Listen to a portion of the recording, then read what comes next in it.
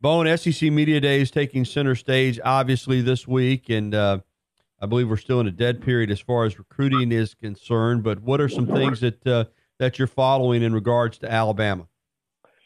Well, it is kind of a dead period, and coaches have been on vacation, kind of enjoying their time away until things kind of get, I guess, back to normal in Tuscaloosa. And I think coaches are, with the kickoff of SEC Media Days this week, coaches have come back into town from their vacation. I'm not just talking about head coaches, but assistant coaches and support staff. I mean, pretty much everybody was off.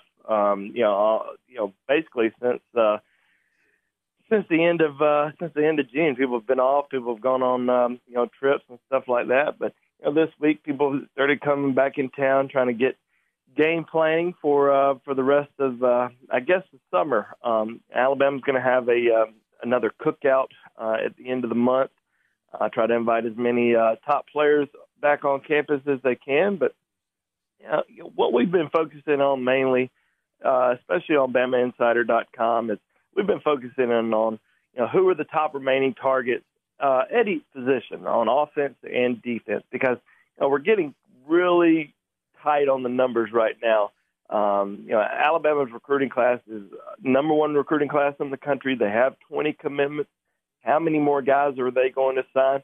And, there's a lot of guys that are still out there. And I think we're going to see probably one or two guys end up falling out of the class at some point, whether that's before the end of the summer or whether that's down the road. I think it's going to happen.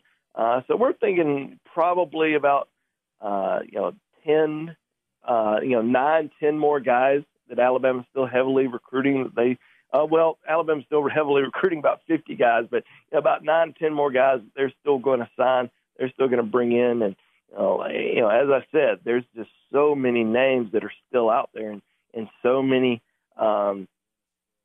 players at each position that they still want to bring in. So the past few days we've been breaking down the top offensive, the top defensive targets. We even put out a list yesterday, kind of focusing on next year. The top, Alabama already has 5 commitments in this 2020 class, number 3 recruiting class in the country already for 2020. So we put out 20 names that Alabama fans need to know in the 2020 class that would be top tier targets for the Crimson Tide. So, really just kind of focusing on the key names and the key positions that Alabama needs to sign in this 2019 class. Andrew Bone with us talking Bama football recruiting on the Bud Light Hotline. Give us some of the names for this 2019 class. You said that you think there might be 1 or 2 guys that are currently committed that are going to fall out of this class. Alabama might sign another 10 guys or so. Give us some of the key targets that Alabama's focused on that they'd like to close with in this 2019 recruiting class before December.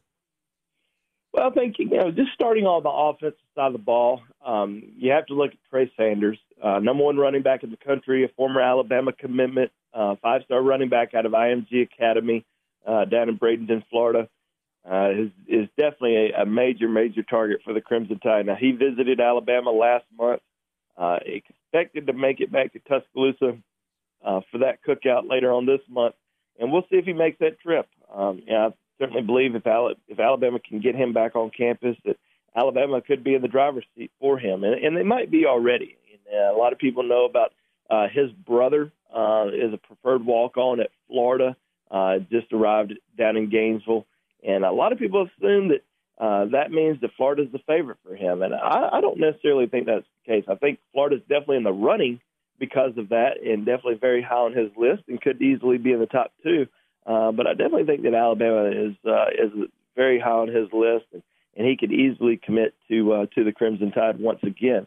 Sticking on the offensive side of the ball, you have to look at the offensive line. And even though Alabama has 3 offensive line commitments, they could get 3 more. I think that's a position that they've kind of had a plan of adding 2 more guys, but because of the progress of one offensive lineman that's out there, they've kind of rethunk it a little bit and said, okay, we may take 3 offensive linemen, and obviously they're all elite players. Like Clay Webb, the number 1 player in the state of Alabama, offensive guard / center from Oxford High School. He's never played center before, until this year. So we're going to see how he performs this year as a center for Oxford High School, and see how good he gets and kind of just progresses throughout the year. And I think that he's got a chance to be an outstanding center at the next level. And then you have Darnell Wright, 5-star, number 1 offensive tackle, number 1 offensive lineman, number 2 overall player in the Rivals 100 out of Huntington, West Virginia. Visited Alabama back in the spring, plans on returning later on this month. He remains a major target. And then the third guy that I mentioned that has really kind of snuck up onto the scene for Alabama is Evan Neal. He's a 6'8", 350-pound offensive tackle. Whoa. That actually was previously committed to Alabama, and he committed to Alabama when he was just a sophomore, then backed away from that decision when he was a junior.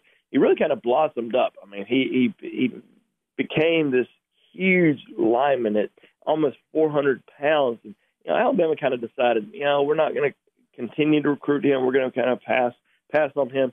But then all of a sudden, he started losing the weight. He started getting back in better shape, and Alabama was able to have him on campus last month. He performed extremely well at their camp, and then he went out to the opening in Dallas in late June and just had an unbelievable showing out there, and just continues to improve his body, continues to get in better shape, and he has certainly become one of Alabama's top overall targets on the offensive line and in the overall class. So, if Alabama were to get those 3 guys, Darnell Wright, Evan Neal, and Clay Webb, I mean, you're certainly thinking and talking about possible best offensive line class, at least on paper, and possibly in the history of Rivals. Because you also have Pierce Quick, who's a Rivals 100 offensive lineman. You have Amari Kite, who's a Rivals 100 offensive lineman. If they were able to get all 3 of those guys, in addition to Kite and Quick, that's 5 Rivals 100 offensive linemen in a recruiting class. Wow. That sounds phenomenal. Hey, just got a couple minutes left, so I don't want to spend too much time on this, but we had Tim Gale on yesterday, who's been a longtime Alabama football beat writer for the Montgomery Advertiser, now a freelance journalist. He wrote an incredible piece on Alabama's commitment now to social media in terms of a lot of different areas, but mainly recruiting, how to get to recruits, affect recruits. We've talked about this before with you, but how have you seen the social media approach from Alabama in regards to recruiting change here, very recently?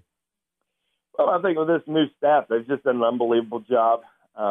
You've got a lot of younger guys that understand social media maybe a little bit better than the older guys did, maybe better than the guys who came from the NFL to Tuscaloosa to coach the last couple of years. These younger guys who've been at other colleges, who've been recruiting for a while, they understand how important social media is because everybody's on it. All these kids are on it. They're on it every single day.